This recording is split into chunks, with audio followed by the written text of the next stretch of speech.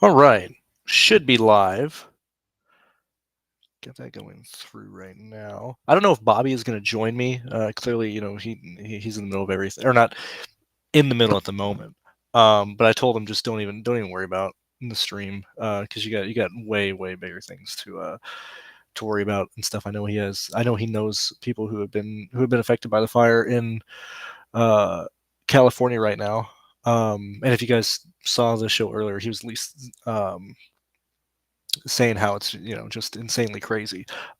So I'm here again talking about the NBA. I know some people might like that, they might not, but either way, let's bring this up. So I will say, I was here. When did I do this?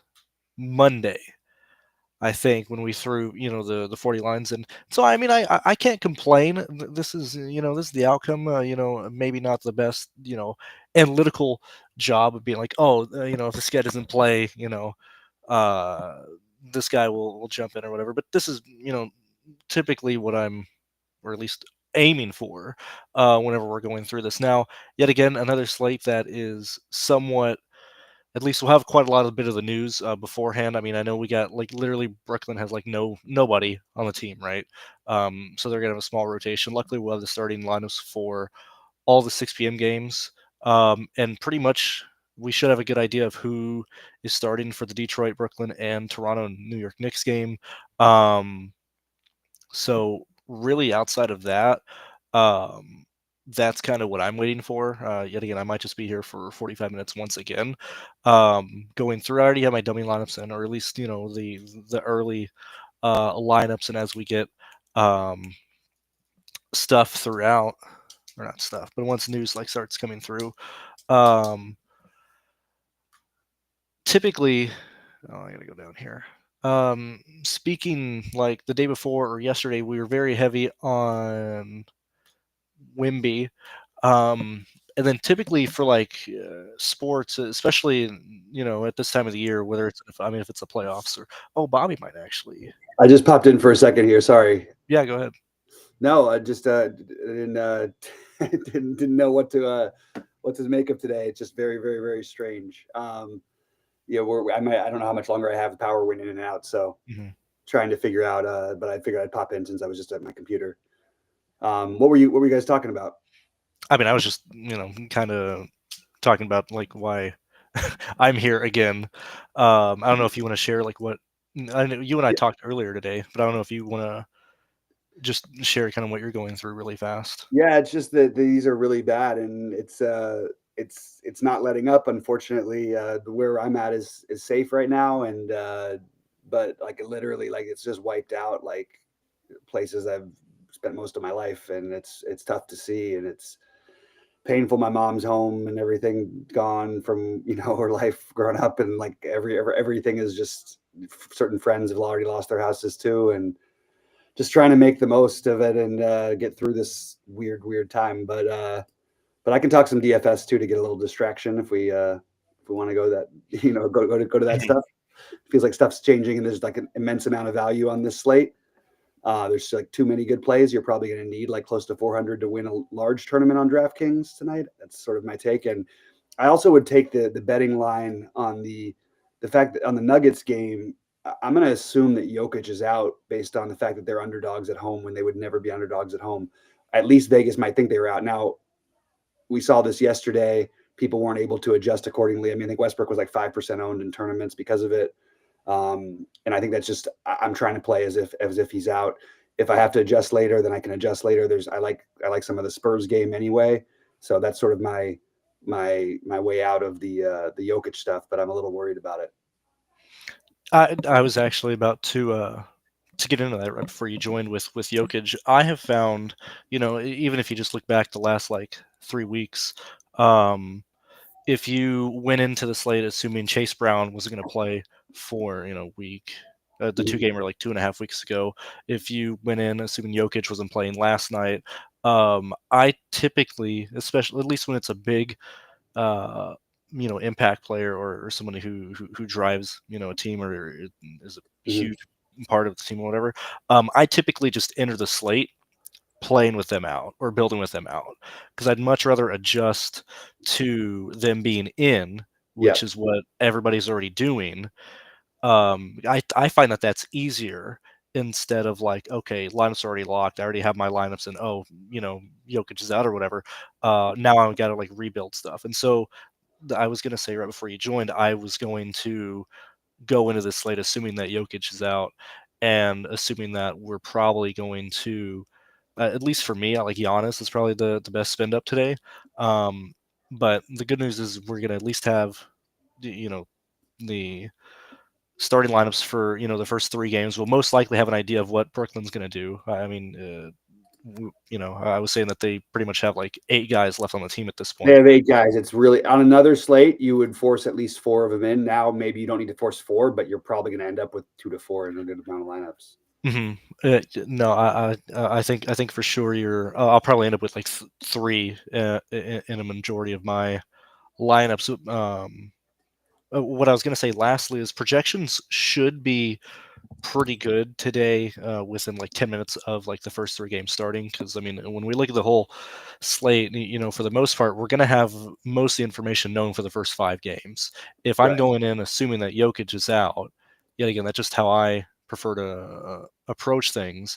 Yeah. I think I can very easily plan out how to get to Giannis for the late game, and then just use whatever values or whatever is the best point per dollar plays, or based on ownership or whatever, right before the slate starts. I Yeah. don't personally think I'm going to have to do a lot of like late swap stuff, because I don't think anything's going to really show up in the Pelicans and Trailblazers uh, game.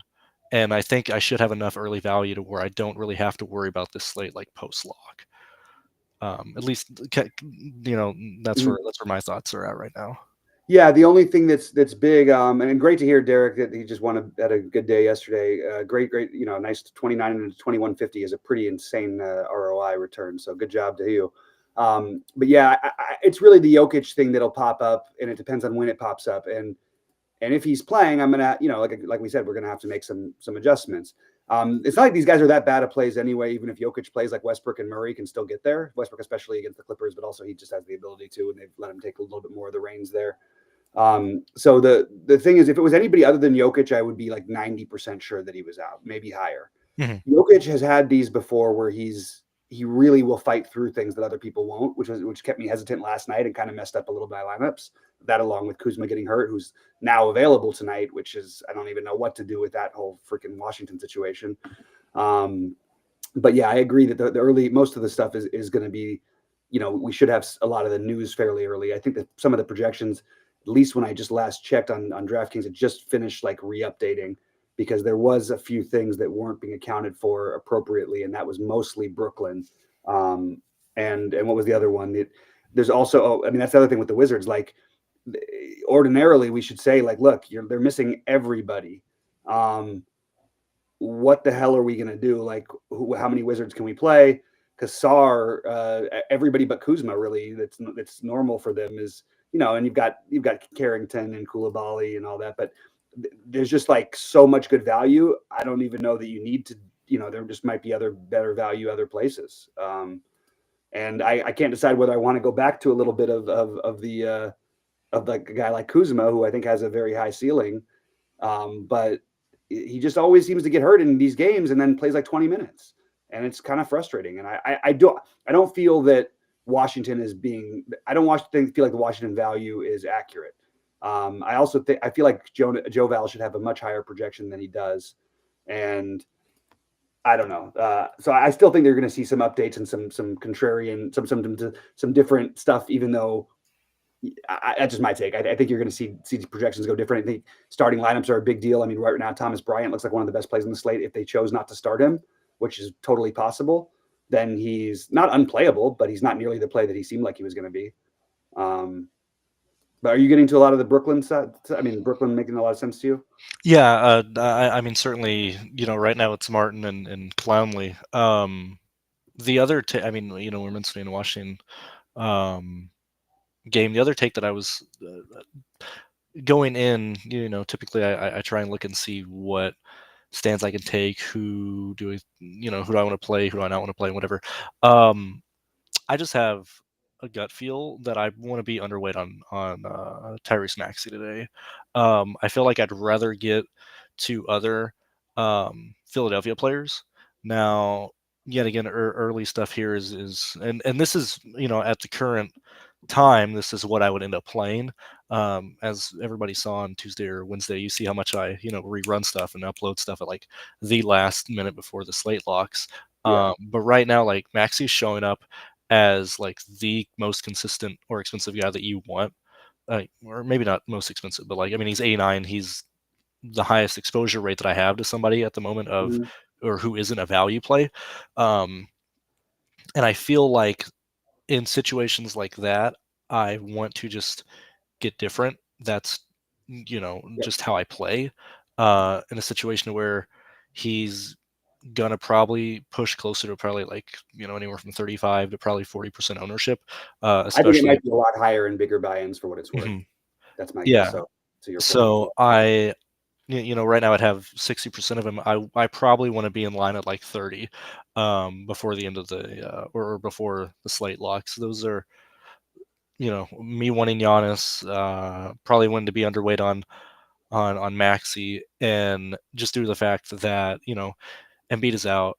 Um, I'd much rather have cheaper guys from Philadelphia and the Nets, and then I can pay up for other people who won't have, um, the high ownership that they probably should on a slate like this, with as much value, that's probably going to pop up. I kind of want to spend up as much as possible, especially when Mhm. you went in, saying that like we're probably going to need high 300, if not 400, Yeah. scoring lineups. Um, Typically that leans to a stars and scrubs when you know Brooklyn's eviscerated. You have Washington, with a lot of cheap guys as well. Like, there's a real chance you can have a lot of guys in the 4 and 5K ranges scoring 38, 42 points, and trying to figure out what situations that would be in. That's what leads me to want to be on the cheaper guys from Philly and get off of Maxi. Yeah, yeah, I get it, and the argument for being under on Maxi is also you've got Halliburton who could outscore him at 8,500. You've got Harden at 8,600. Who's in a great spot with no, he's 8,600, but there's no Kawhi tonight because Kawhi came home because of the fires to be with his family. Hmm. Um, so Harden is another one that I think you want to, that you could pivot over to at lower ownership, but they're both going to have some ownership, that's for sure. Hmm. Um, and right now, I'm just trying to figure out, how I really want to go about this because I'm just going to take a quick look because they updated some things. And I mean, there's guys like Aaron Wiggins who would be like the ultimate chalk on every other slate with a 6.5x projection or whatever. That's going to have like zero ownership. He was going to be 50% owned. Now he's going to be 2% owned. That's another thing you could do is take some shots on some of these cheaper contrarian value plays. It's one. It doesn't have to be one or the other, but I think that there's guys to argue for on the high end. I personally think Wemby's the best play at spend up. I have no issue with the Giannis thing either. I think they're both terrific. I think you can get them both together, no problem. I like Shea in games that matter, that are close, and against a team that plays fast. I think Shea's going to have a great game tonight. Um, Other guys, Cade Cunningham is a little bit lower owned. He's another one that I like a little bit tonight, especially if you're going to stack Brooklyn. Maybe you stack you have four guys from Brooklyn, and at least you have a run back. And hey, if weird things happen and the game stays close, you might get like 70 from Cunningham, and all your Brooklyn guys might 7x. So there's a lot of different ways you can be contrarian on your spend ups. And one of the questions in the chat was any bulls. I think another guy that's interesting is Vucevic. This has turned into a very soft matchup. Thomas Bryant, assuming it's him, whether it's him or Toppin, is one of the worst defenders in the NBA. So I like the idea of getting to some Indiana and some Chicago just because the game environment's so awesome. And I'm getting to a little bit of Levine and Vucevic and some other spends, but those are sort of my spend up guys. In terms of ranking, and people are asking about the value, Thomas Bryant, if he starts, is probably, he's going to look like the best value play. I have no problem if you want to go Toppin instead. Feel a little bit better about Clowney, and I feel a little bit better about all the Brooklyn guys. Tyrese Martin, 4,600, not quite the 3K tier. I like these 4,600, 4,400 guys down on that side. Brandon Boston's another one that I think is just way too cheap on DraftKings at 3,400 with the guys, Murphy and Zion and everything out for New Orleans. That's one. And then, as I mentioned, to get contrarian, you could play a guy like Aaron Wiggins, not again 6.3x projection, and yet no one wants to play him. Similar with Lou Dort. I think those are interesting pivots off of some of the more conventional chalk. And the one thing is, if Thomas Bryant doesn't start, not that it doesn't say that he still can't get there. I just think you gotta be underweight that with the amount of other value there is in the slate. TJ just says Wemby's going to have a bad game. I'd like to understand why Wemby would have a bad game, but sure, maybe. Yeah, I mean, I don't even know if it's a bad game. I guess I'm kind of on the same situation, although it's probably more of a pricing. Let me just make sure, because I know Wemby is he's 11-5. He's 11-5. And he's I mean, go ahead. Take away the beginning of the season and when I mean, so Wemby's points, they're basically, since after the first 5 games of the season, he and Giannis are basically in lockstep. He's actually been much more productive than Giannis lately, and Giannis with everybody there versus what Wemby's becoming. I think Wemby's going to be by next year he'll be the highest scoring fantasy player along with Jokic. It'll be one of those two every game, every day. And I just like to get ahead on that with Wemby, and he's also going to have slightly lower ownership. I think he's going to have some ownership, but it's going to be slightly lower, I think, than the Giannis play. Which it's just there's so many ways you can beat the Spurs. It could be a Lillard game, it could be a combination of everything. Middleton's now back, and since Middleton's been back, Giannis's production hasn't been quite the same. So I'm leaning a little bit more the Wemby direction myself. I believe, if I'm not mistaken, I think Lillard might not play tonight. I'm not entirely sure. I mean, that'll be a late. It is possible this would be a day where I could have missed something. He's listed. He's questionable, and Giannis is probable. So that's certainly a possibility. And that obviously makes, if that was the case right now, I would say Giannis is the best play on this, best value, the best spend up for what it's worth. Yeah, and I mean, yet again, it's coming from me, who literally I don't know anything. I've just been keeping up with stuff throughout the day, and he was or Lillard was looking at possibly not being in.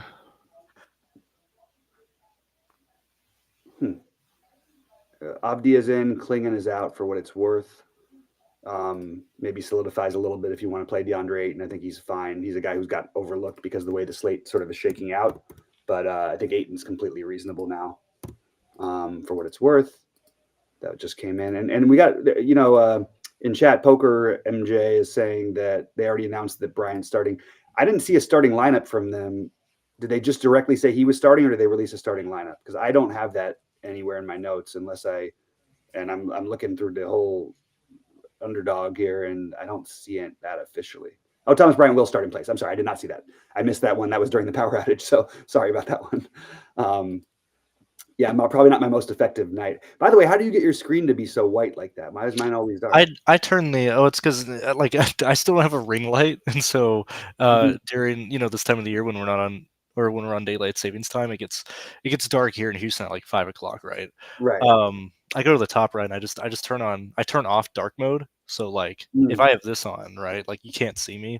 I just turn this on whenever I'm by myself. So you can kind of see me, so I'm not just here in the dark. I never use this on my own. I think this looks atrocious, but I need like a backlight of some sort. Yeah, I got you. Wow, this Brooklyn thing. Oh my God, sorry. I'm just, because they actually set it out. So I just don't see how to. I mean, if there's some side to be overweight on the value, it's the team with 8 guys, because they can get smoked, and at least 3 of them are going to crush anyway. There's just no way around that one. Why is the spread not higher in that game? That's kind of weird. They're only 9-point dogs. Wow. Well, I really like Detroit -9 for what it's worth. Give me that as a straight bet. And if you think Jokic is going to play, that's another thing you could do, by the way. Denver totally has a chance without Jokic to win this game. I think they will win this game, actually, without Jokic. I think that's an awesome bet to bet. And if Jokic plays, you're getting, 7-point difference. They'd probably be 5 or 6 point favorites here instead of being 2-point underdogs. So that's another way of hedging if you want to do some straight betting. Just wanted to throw that out there. I'm rebuilding as we speak and trying to make some sense of this stuff, because it's spreading out my value, which it makes sense on this kind of a slate, but Yeah, it's going to be tough to get away from the Bryant thing, even with the other value. You could argue to try to be underweight what's probably going to be a much higher ownership than he's being projected. I mean, Mm. he's being projected at 25%. At SaberSim has a 25% owned. Yikes! I don't know how that's possible. And I never say this in the NBA, but if you left like 800 or 900 on the table today just by accident, you like the lineup, I think that's okay. It's not the way I play NBA in general ever. But if Mm. you ended up with it, I wouldn't have any problem with it. Bulls starting. Are there any late games tonight? Yeah, well, the latest one is the Spurs game, Spurs and Bucks, Okay. and then I'm just gonna take a look at on FanDuel. I'm getting like I don't have as many lineups over there, but let me just do this real quick. I'm gonna run the Sims here and then go from there. FanDuel, it's not quite the value is not as much. You need to cram it all in. It's not wrong to. It's just you don't necessarily need to. There's plenty of flexibility over on FanDuel for what it's worth.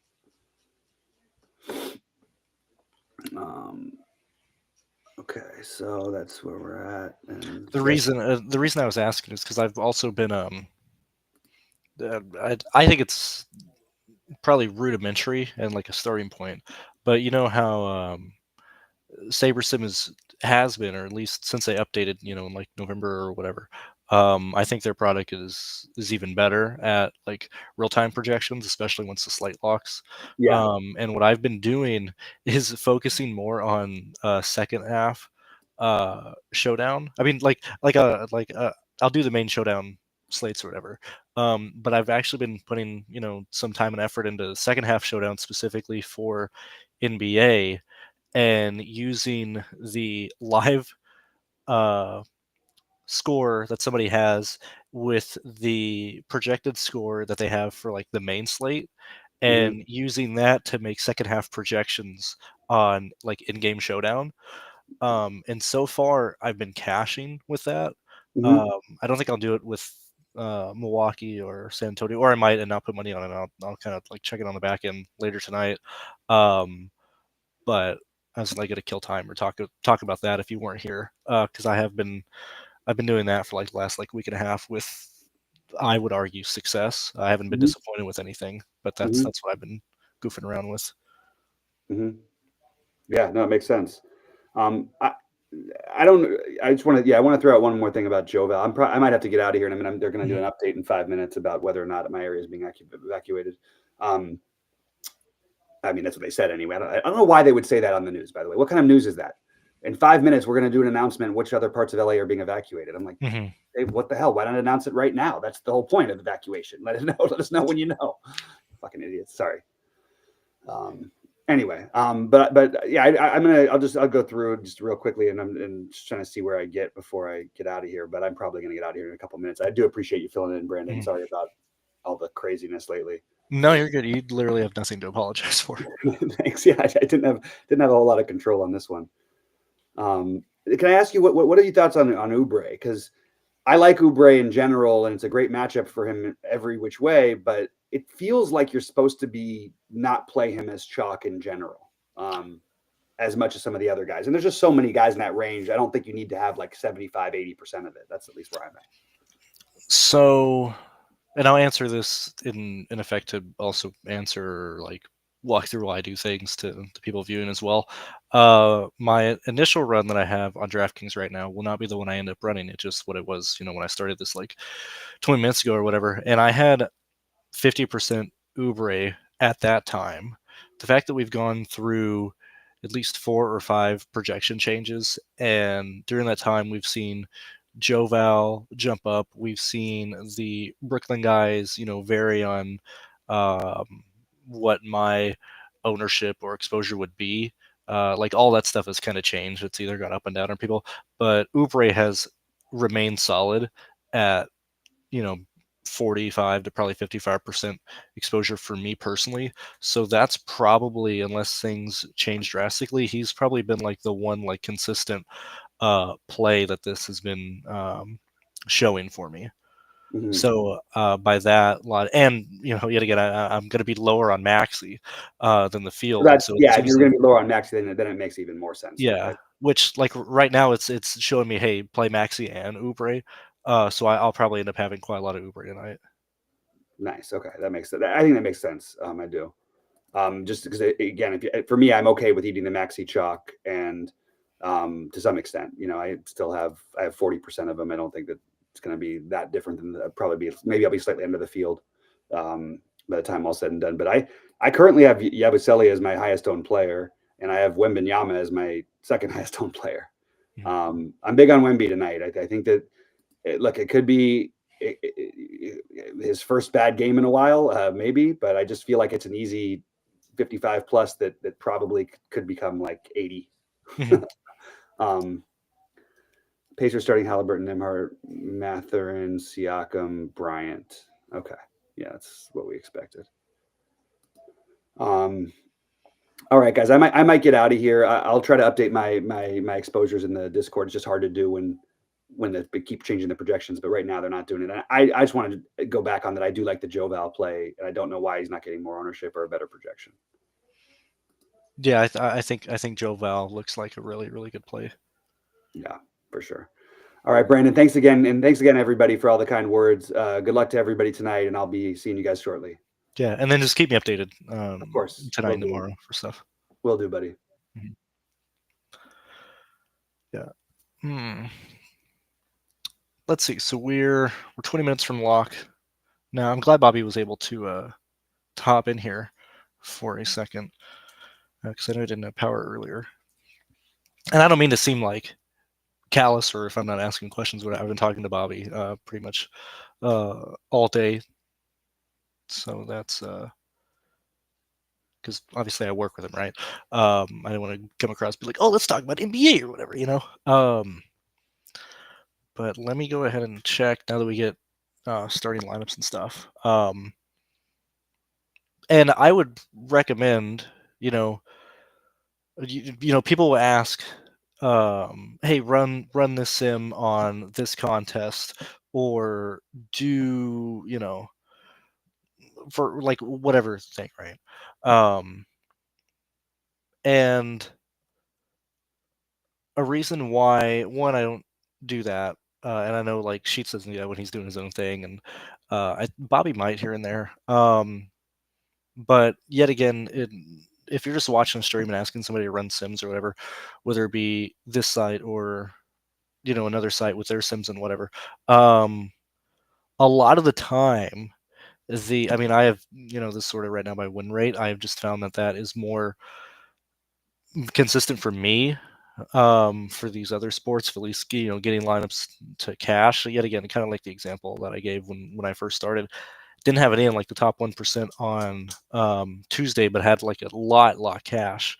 An issue that I have with running the one lineup based on ROI on a contest, specifically if it's like a huge contest, right, is because typically I haven't found like the results that I've wanted to. Like if I send this by, if I go by ROI here, I'm not saying this is a bad lineup, right?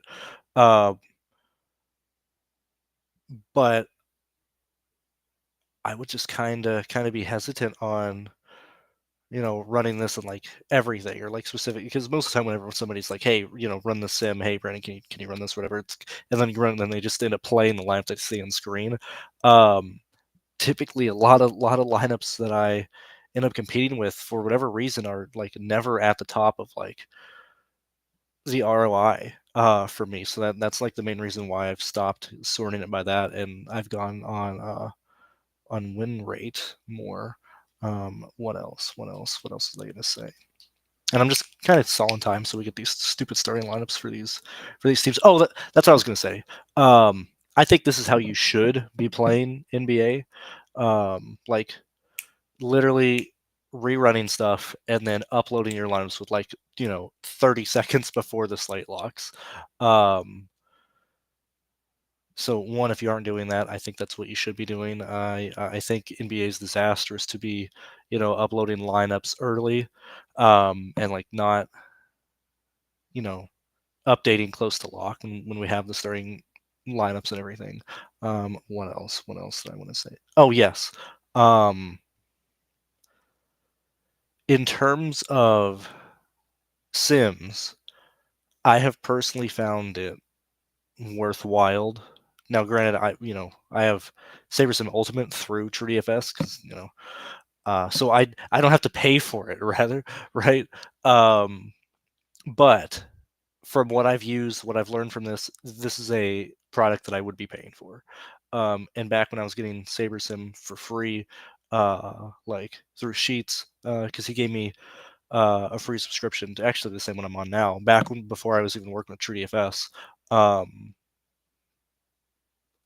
I would absolutely be paying for TrueDFS or for SaberSim and TrueDFS, obviously, out of my own pocket. I think SaberSim, from the sims that it does, from the optimization that it does, um, I think it's the best product on the market. I think it's better than Fantasy Cruncher. I think it's better than, I'm trying not to say I'm trying not to say the main name until everything is signed, but I think these are the best sims on the market. And I need to do a better job at saying that stuff. Let's see what you guys are saying. If you want me to look at anything specific, or if I'm just waiting for grids or whatever. Do you focus on having plays from the last two games of the slate? So no. It just so happens that, like, the other day, Wimby was in like the evening game, right? This one here, I like Giannis. Typically, if you have more players later, it gives you more outs to late swap to or whatever. I don't think that really matters on this slate. As I said, like, Brooklyn only has 8 guys. We're gonna have the starting lineups for pretty much the first 3 games, if not really the first 5.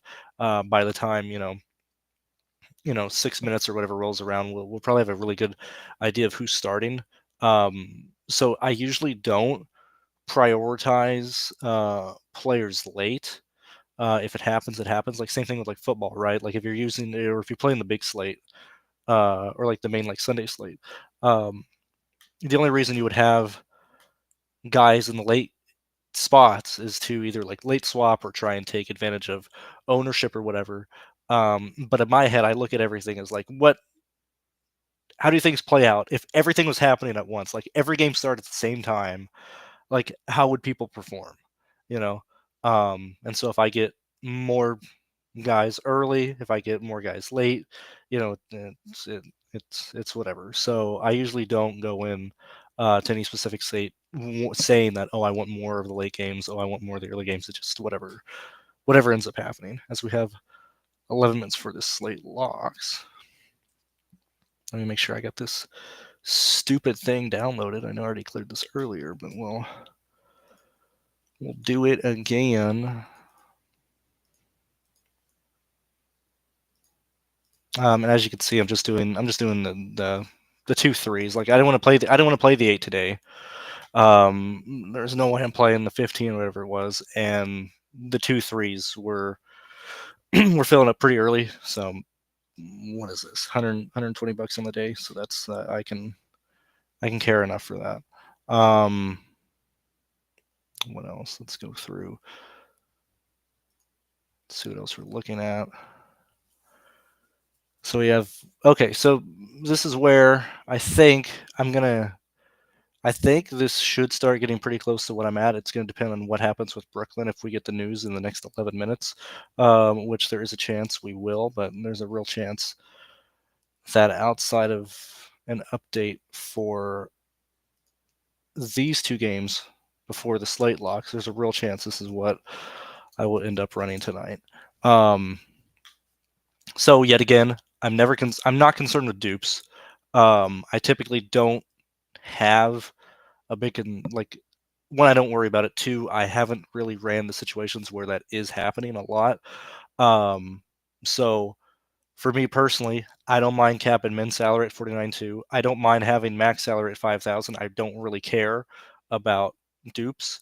I know I'm going to be underweight on Maxi. I know I'm probably going to have more Joval, more of the cheaper Philadelphia guys, more of Giannis versus the field. So I'm personally not concerned about duplications in that, since I'm just getting different. And when we have a slate that has a lot of value, you're typically using closer to the salary.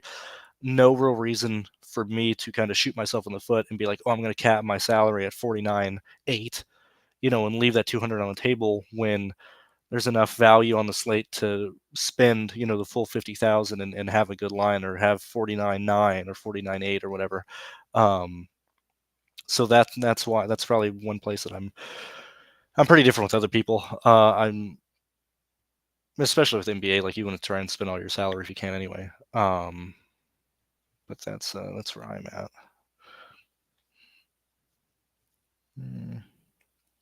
Who's your best player to bet on? I can't bet in Texas, so I almost never ever look at the betting lines, even with point, rebounds, assists. I have no idea, and I would be doing a disservice if I recommended to anybody.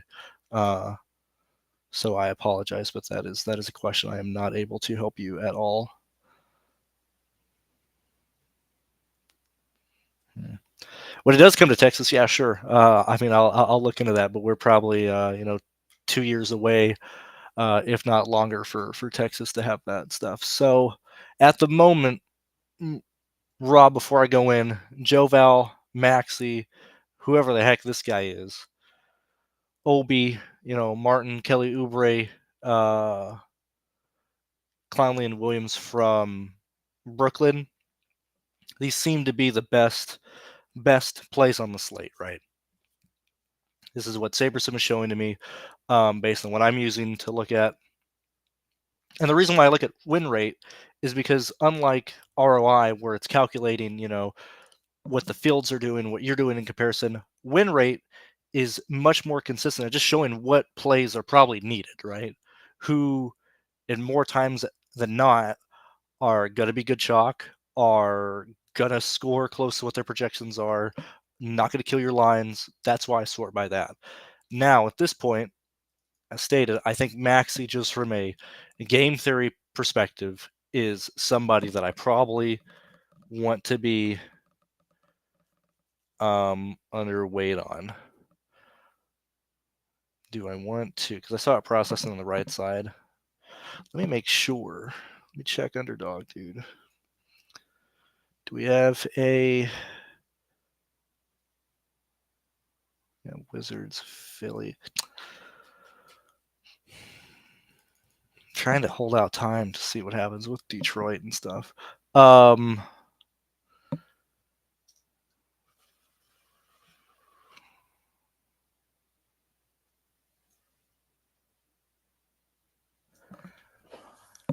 Max's ownership will probably be closer to probably 40 or 50, right? Main thing I'm thinking of here with 7 minutes before lock is, do I do 20% Maxey, right?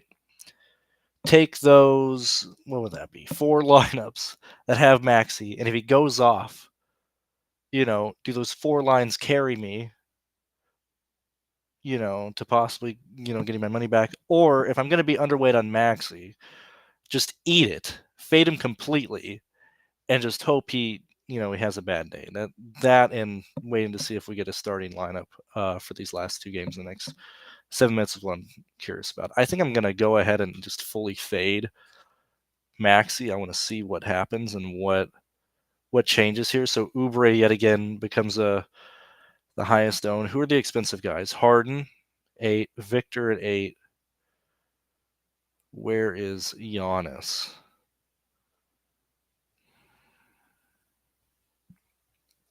I'm going to bump Giannis up. I don't know where this is going to go.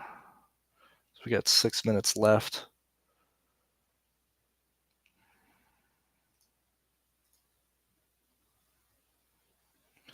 Victor's still at 7. Giannis at 4.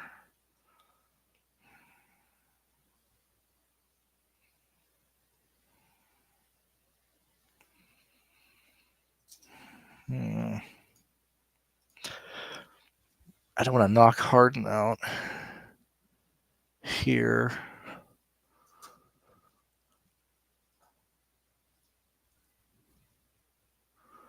Oubre. It's way too much Harden.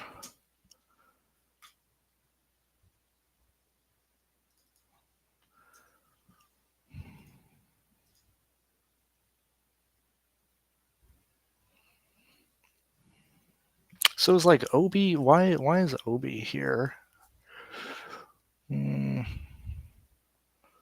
Johnson 5. Vooch 3.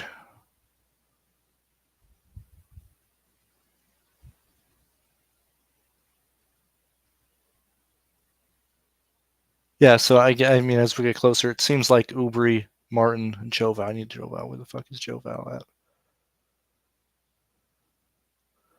Oh, it's because we got these stupid centers, dude. Are we still in 8?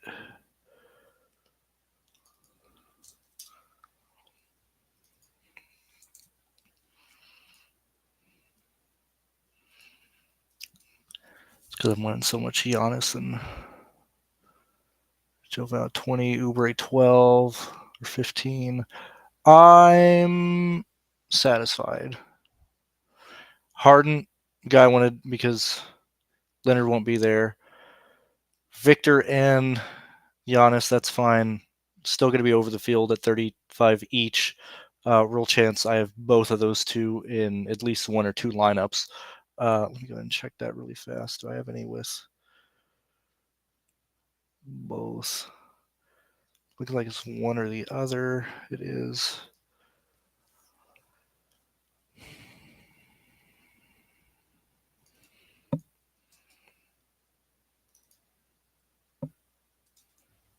I want more Giannis, man. I just want more Giannis straight up.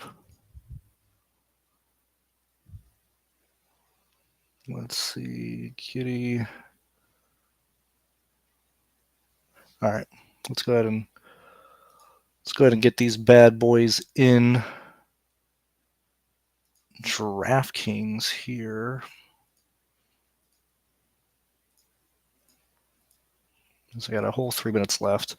So yet again, I apologize if this is not helpful, or maybe it is in a completely different fashion, but this is just how I play DFS in sports that I are in stick and ball sports. And I gotta see where this stupid second thing is to delete this, so I don't run into issues when I upload this to DraftKings. Yet again, I mean, SaberSim could just do this your own, where you can just download and upload it to DraftKings. I'm just stubborn, and I like to at least make sure that everything is working. But this is where I'm at right now. These are my exposures. Oh, dude, we got a new projection. New projection. Minute 40. Minute 40. Let's see if we can get one in. Let's see if we can get it in. Don't know if we will. It's going to be close. Don't know if I'm even going to have the ownership that I want on people, but we're going to try it here.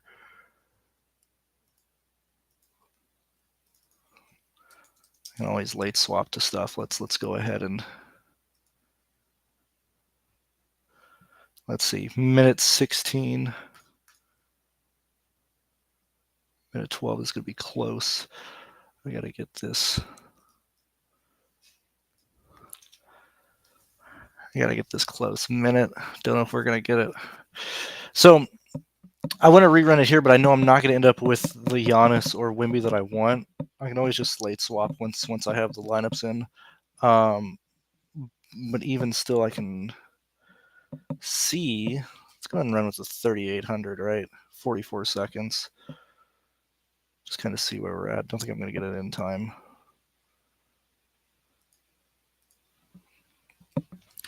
I'm not going to be able to get it back in there. But I can see what would be the last kind of area that this would go into win rate. So it looks like it's going to slam the piss out of Maxey, Joval, Claxton. So I'm pretty satisfied. So reason I'm looking here is I'm going to be significantly overweight on Victor, on Giannis. Probably going to end up fading probably the most owned or one of the most owned guys in Maxey. So I'm fine with that. And I can adjust with ownerships between these three to see if I want to be like if I do want to diversify for whatever reason, with Giannis and Wimby. Interesting. either way, thank you for the 45 of you guys being here, for watching this, and maybe it helped you, maybe it didn't, but either way, thank you for being here. Best of luck in the slate. And once we get ownerships on these first 3 games, what I would do is just, be aware of what their ownerships are. Around 620, I would go ahead and look at what chalk is working or not. Specifically, probably max. Well, I guess it doesn't matter because people would have max anyway.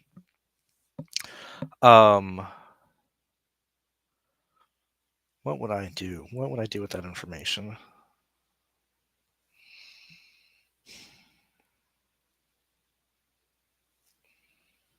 I'm trying to think. What would I do with information from this slate that already started to late swap onto? I don't know. I feel like a significant portion's already there. We're already playing a lot of guys from Brooklyn. We already have the starting grid for these guys, which I'm not going to have a lot of anyway. I think we're kind of in bed with what we have. Maxi at 60% ownership.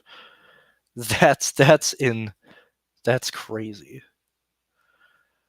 I mean, I don't even think I have to do anything at all. My slate is made on what Maxi does. If Maxi underperforms, there's a real chance I can have all my lineups cash, just because that A9 is going to be really hard to overcome if he's underscoring, and if he shows up, well then, you're competing with 60% of the field. I think game theory supports being underweight or faded Maxi, and I stand by that. So we'll see what happens.